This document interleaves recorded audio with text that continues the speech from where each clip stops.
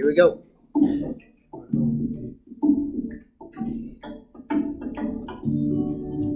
Every year, many thousands of people receive the gift of life, a life-saving transplant of a heart, kidney, liver, lungs, pancreas, or intestines. And thousands more people receive corneas and other tissues that restore sight and health. Transplantation is one of the great medical advances of our time. How does it work? Okay, come over here now. Okay, so did you know an average of 20 people die a day from the lack of available organ transplants? As of July 2019, there are 113,000 people that are on the waiting list for a new organ. Approximately 151,600 people die every day. That means of those 151,600 people dying a day, only 80 people are donating their organs to potentially save someone's life. I'm going to be talking about why organ donation is such an important topic and why it should be considered by everyone. First, when and how it happens. Second, who is allowed to do it. And third, why people should do it. Something that a lot of people get confused about is when donating organs actually happens. Organ donation usually comes after death. Nobody will ask a person to donate an organ while they are alive unless they are willing to do it.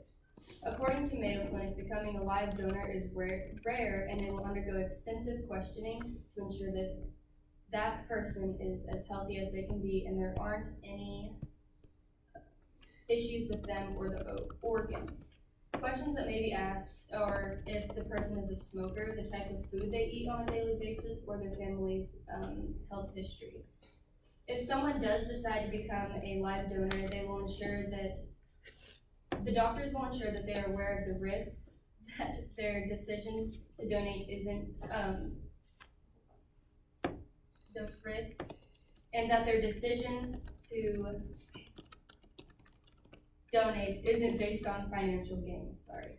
They will also undergo testing to determine if the organ they are donating is in good shape and whether they can live without that organ.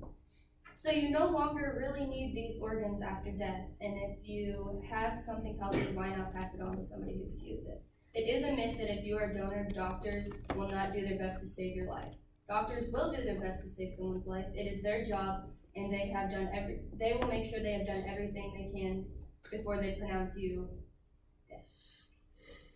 A common misconception is that people who have more money or are famous will go first. Nobody is above anyone, so a person with more money will not come before somebody who has nothing or very little. It is more about saving people's lives. People in need of donations are put on a waiting list, and it is someone that is first does not match with a donor, they will go down the list until someone matches. So say you're the first person on the list and they have a donor, but that donor doesn't match you, they'll just keep going down the list until they find someone. Now, I'm sure a lot of people wonder this question, who can become a donor? Well, really anyone can, with just a few restrictions. As long as you're the age of 16, you can choose to be a donor. But first consult with your family, because in the end, they make the decision whether your organs can be donated or not. If you feel strongly about this, make sure they know what you would like. When you're under that age, your parents can choose for you.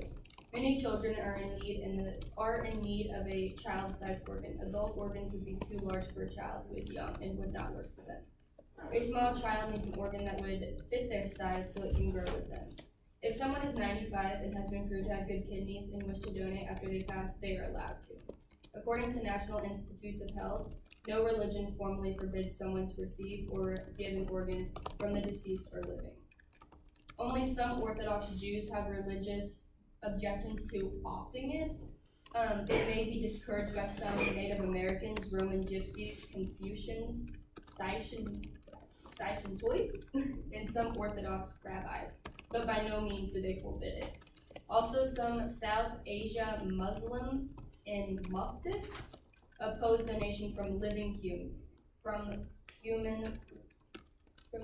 humans and deceased donors because the human body is immanent from God and must not be discarded following death, but they encourage exo-transplantation research. Some religions actually prefer living over dead donors, and some are the other way around. Lastly, why people should do it. Above, I have stated many reasons why people should donate their organs in case someone isn't convinced yet. Donating can save the life of someone, and because of the donor, the person could go on the rest of their life living for the most part healthy. In fact, a single person could save up to 8 people's lives. Nobody is opted out unless chosen, but if you think about it, you could one day need a heart and need a donor for that. Many people have children, and at such a young age, they have problems with their organs and need a new one. They may never get to see the age of 5 or 10, but with the help of generous donors, they can continue to live a happy and healthy life. So in conclusion, there are thousands of people who need a new organ every day. You can donate after death or while you're living. It doesn't matter your age as long as you have something healthy to give, and many religions are okay with this. This is important to me because one of my good friends in high school had kidney failure. He was very sick and constantly in and out of the hospital, and he still is. It began our sophomore year, and it's still going on. His body continues to reject his kidneys, but he continues to fight, and because of the generous donors, he is able to keep living. He is sick a lot and is in the hospital a lot, but that's okay because he continues to live because of the donors. So, it is a lot to take in, but if you think about it, you're saving someone's life.